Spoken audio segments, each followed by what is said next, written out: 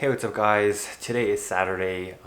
This past week has been pushed off a little bit because I've been feeling a little sluggish. I did go on a couple runs and it's kind of really eerie to see all the empty public spaces and the parks that are all empty now. But I'm really happy that people in my area are practicing social distancing and not going out unless absolutely necessary, groceries, foods, medication.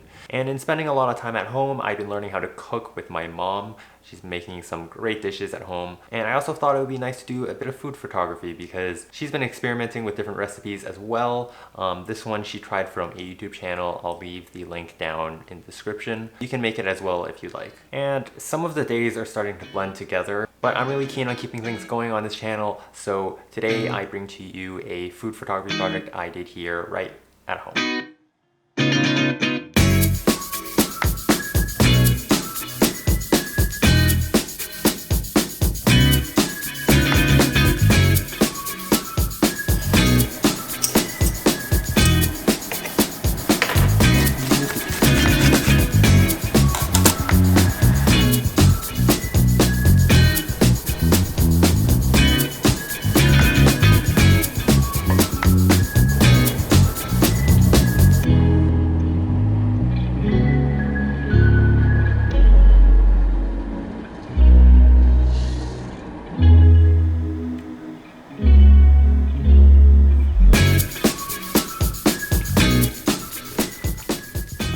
Now, I didn't shoot the entire photo shoot because I was tweaking my setup as I went, but in this video I wanted to kind of talk about my approach with food photography and how I adjusted my lighting and composition to get a more desirable result. Starting out, I just set up a wood surface staging, which was just leftover hardwood flooring I pieced together. My main key light was on the left side of the stage, and I started just by shooting some test shots. I do like an aspect of constructing an image and adding and subtracting different aspects of it, just because it allows me to get a better idea of what each different element is doing for or against the photo. So here I started off with a bounce flash against the left side on the wall, and I had my continuous light going on at the right side to soften the shadows, making this photo a little less contrasty. This is what the photo looks like if I'm just shooting with the natural light from outside, and since I don't have any lights on inside, the shadows are a bit deeper in front of the bowl.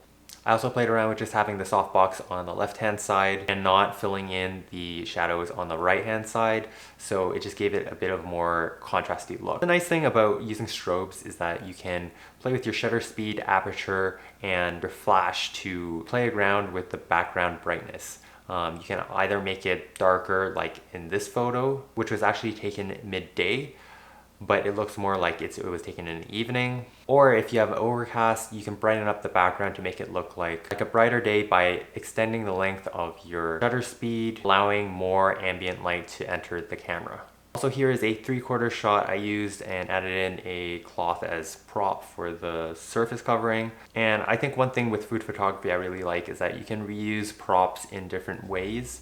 You can also mix and match different things so long as you have a good variety of things to work with. I think a really important thing before you shoot is to actually generate a shoot list, which will help you cover your bases for outlining what types of photos you wanted to execute within the shoot. That way, when you're in the middle of the shoot, you have a clear idea of what direction you want to go in and when it's time to change the staging up.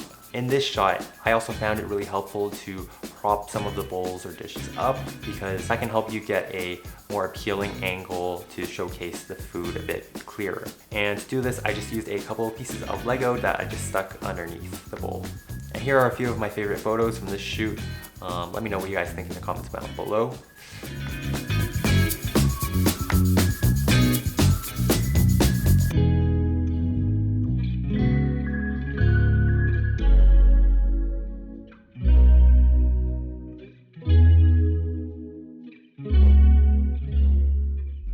I would also love to hear where you guys are coming from. Have you guys tried food photography before?